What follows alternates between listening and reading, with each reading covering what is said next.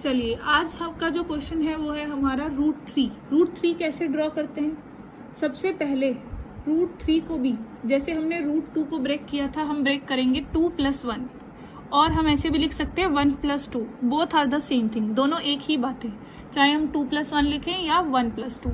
लेकिन हम इसे 0+3 ब्रेक नहीं कर सकते, क्योंकि हमें पता है कि अगर हमने इसे 0+3 लिखा तो 0+3 का मतलब है कि एक साइड तो ट्राइंगल की 3 है जिसकी लेंथ, दूसरी 0। पर अगर किसी ट्राइंगल की लेंथ 0 हो जाएगी तो ट्राइंगल फॉर्म ही नहीं हो सकता, इसलिए हम ये कॉम्बिनेशन नहीं लेंगे। तो हमने कॉम्बिनेशन लिया है 2+1। नेक्स्ट स्टेप हमारा होता है कि हम ये लिखें कि 2 किसका स्क्वायर है। 2 तो किसी का स्क्वायर नहीं होता, क्योंकि 2 कैसा नंबर है? Prime number. तो 2 किसी का स्क्वायर नहीं होगा, तो हम इसे ऐसे लिख सकते हैं कि √2 का स्क्वायर। जो भी नंबर किसी के स्क्वायर नहीं होते उन्हें हम रूट लगाकर लिख सकते हैं, क्योंकि हमें पता है रूट और square cancel out, then the value is also 2। 1 को किसका स्क्वायर लिख सकते हैं? 1। अब हम किसे बेस लें और किसे परपेंडिकुलर? तो मैंने आपको प्रीवियस वीडियो में भी यही बताया था कि जो ग्रेटर वैल्यू होती है उसे बेस लेते हैं। Out of √2 and √1 value of √2 is greater, तो इसे हम बेस मानेंगे और 1 हम लेंगे परपेंडिकुलर। यानी अब हमें ऐसा ट्राइंगल बनाना है जिसका बेस √2 है, परपेंडिकुलर 1 है, तो हाइपोटेन्यूज कितनी मिलेगी? √3, क्योंकि हमें पता है h² इज p² + b²। अब √3 के लिए हमें पता है कि बेस क्या चाहिए? √2। तो यानी √3 के लिए हमें पहले क्या बनाना पड़ेगा? √2। तो जिन्हें √2 नहीं पता बनाना वो भी दोबारा √2 सीख सकते हैं। √2 कैसे बनाते हैं?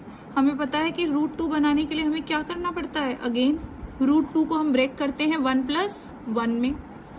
1 को 1 का स्क्वायर लिख सकते हैं, 1 को 1 का स्क्वायर लिख सकते हैं। नाउ दोनों ही सेम है, तो किसी को भी बेस मान लें, किसी को भी परपेंडिकुलर। यानी अब हमें ऐसा ट्राइंगल बनाना है पहले जिसका बेस भी 1 हो, परपेंडिकुलर भी 1 हो, तो हाइपोटेन्यूज कितनी मिलेगी? √2।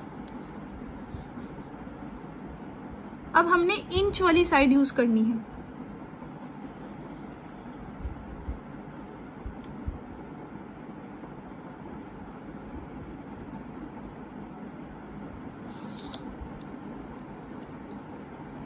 -1, 0, 1, 2, 3, because we know centre is 0, 0 के लेफ्ट साइड पे नेगेटिव नंबर, राइट साइड पे पॉजिटिव नंबर्स। अब हमें ऐसा ट्राइंगल √3 के लिए सबसे पहले √2 बनाना है, तो हमें पता है कि बेस क्या होना चाहिए? 1 यूनिट। यानी बेस हमने 0 से ही लेना है, 0 से बेस यानी इतना डिस्टेंस हो गया 1 यूनिट, और परपेंडिकुलर भी 1 चाहिए। तो हमारा जो बेस हो गया 0 से 1, अब 1 पे ही क्या ड्रॉ करेंगे? जितनी बेस की लेंथ होती है उसी वैल्यू पे हम 90 ड्रॉ करेंगे, क्योंकि हमें राइट ट्राइंगल बनाना है।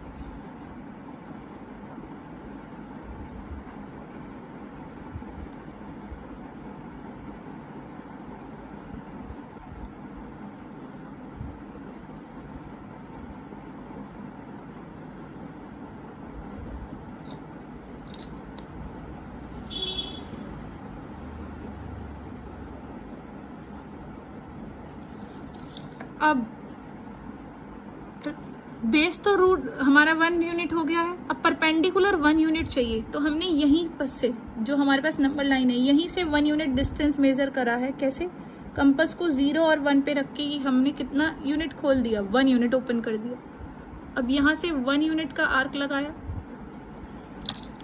ये बेस भी 1 यूनिट डिस्टेंस, परपेंडिकुलर भी 1 यूनिट, तो हाइपोटेन्यूज जो मिलेगी हमें इस ट्राइंगल की, हाइपोटेन्यूज कैसे बनाएंगे? 0 से इसको ज्वाइन कर देंगे जो हमने आर्क लगाया है। ये जो वैल्यू हो गई है ये √2 की वैल्यू है। अगर हमें अब √2 ड्रॉ करना होता या √2 रिप्रेजेंट करना होता तो मैं इसे क्या करती?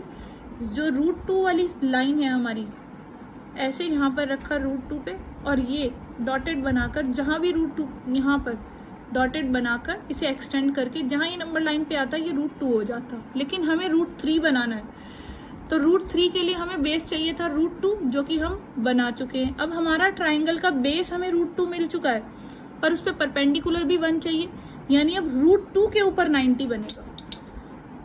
जरूरी नहीं है कि बेस हमेशा हॉरिजॉन्टल ही हो, बेस हमारा स्लांटिंग भी हो सकता है। तो अब स्लांट लाइन पे हम कैसे 90 बनाएंगे, आज हम वो सीखेंगे। अगर मुझे स्लांट लाइन पे 90 बनाना है तो भी बहुत इजी है। जैसे 1 बेस था तो 1 पे 90 बना, अब √2 बेस है तो √2 पे 90 बनाएंगे।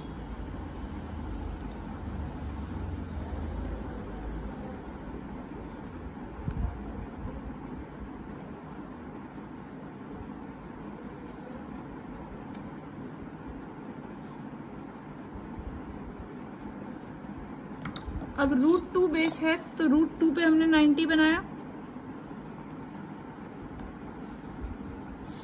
अब √2 बेस, लेकिन परपेंडिकुलर कितना चाहिए, 1 यूनिट, तो फिर से 1 यूनिट यहीं से मेजर करेंगे। 0 और 1 पे रखा है हमने। अब ये हमने 1 का आर्क लगा दिया। अब ऐसा ट्राइंगल जिसमें √2 बेस है और 1 हमारा क्या है, परपेंडिकुलर, तो ये लाइन जो होगी हाइपोटेन्यूज, जो कि 0 से ज्वाइन करेंगे उस आर्क को, ये है हमारी √3।